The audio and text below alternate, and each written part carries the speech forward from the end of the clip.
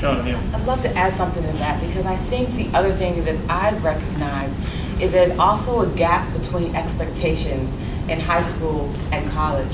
And so even your high flyers, the ones that you're like, they've figured out how to play the high school game, they've figured out how to make A's, they're valedictorians. When you go to schools, and not just, it definitely happens at MIT, but it happened to me when I went to college. The expectations are totally different. You're not expected to just learn how to make an A as it was in high school. You now have to learn how to think critically and solve problems, and it's a totally different way of thinking. And so every summer I see all these kids who we believe in our hearts are ready for college, but that college they go to is totally different than what they've experienced. And so I think communication between the teaching, even though it may look like it's similar teaching because it's lecture-based or whatever, it's different in terms of what they've got to put on paper and synthesize.